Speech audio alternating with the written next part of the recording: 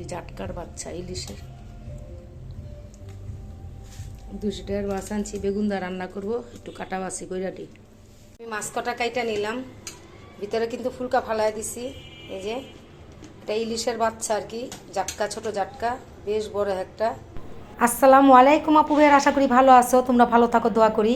আজ একটা সুন্দর ব্লগ দিয়ে আসছি, বাজারের থেকে মাছ আনছি, এটা কাটা বাছি কইরা আসলাম নাস্তা বানাইতে। তো নাস্তা বানাই আলু বেগুন রান্না করব, পুরো ভিডিও দেখো, ভালো লাগলে অবশ্যই আপুকে একটা লাইক দিবা, সাবস্ক্রাইব করবা। গরুর তেল দিয়ে পরোটা ভাজতেছি, শীতের দিনে গরুর তেল দিয়ে পরোটা কিন্তু অনেক মজা, তোমরা খেয়ে দেখো।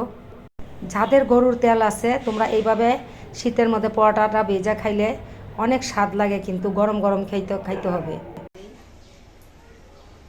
চা দিয়ে খাবো নাস্তা আস্তা।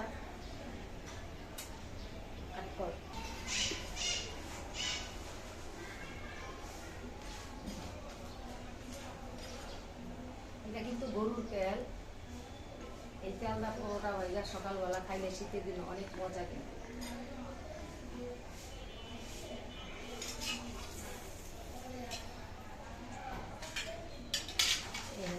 হয়ে গেল না, রুটিটা বানাই খেয়ে দিলে কাগজ দিয়া, এই কাগজগুলো আবার আমরা খেয়ে দিই যত্ন করে, রুটিটা নষ্ট হয় না।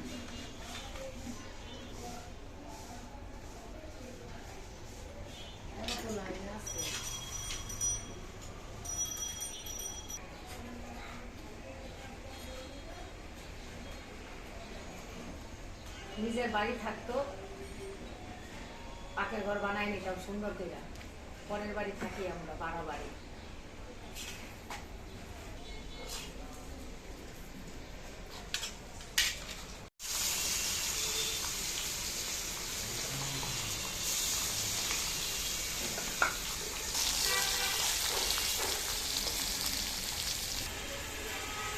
ইলিশ মাছের বাচ্চা কি ভাইজা তকে রান্না করলে অনেক মজা। নাতি খেতে আসছে, রুটি খেতে, ওই রুটিগুলো কিন্তু গরম খাইতে অনেক মজা। গরুর চাল এটা তো মাত্রই দিলাম।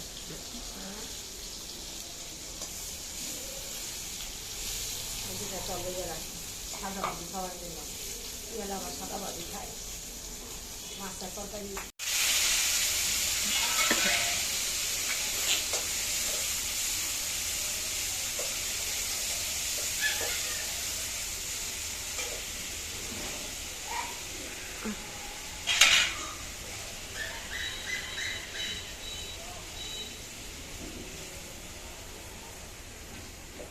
ইলিশ মাছ যা রান্না করবো দিয়ে টমেটো দিলাম, আদা রসুন বাটা দিয়ে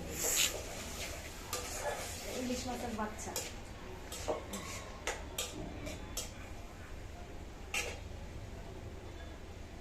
এখানে এটা রান্না করবো, লুচনি নিয়ে আহিস, বাগুনটি এটি দিয়া দেই কি।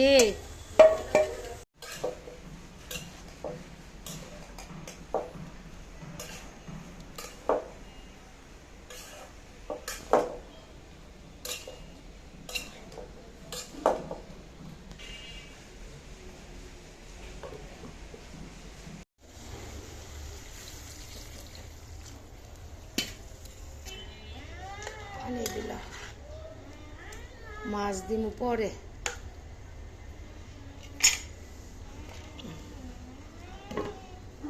দিলাম আসে না।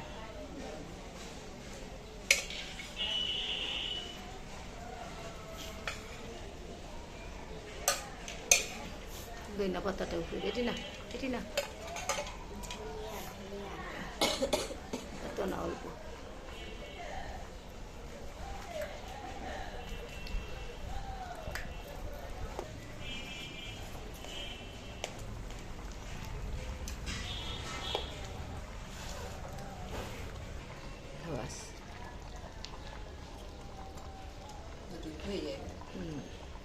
খাইতো না তরকারিটা, কালা দেখা যায়।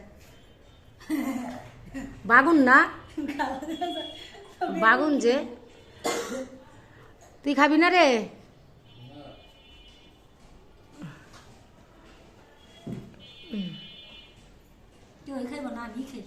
খা ইয়ালে লেগে আবার 2টা মাছ ভাজি করছি তরকারি লো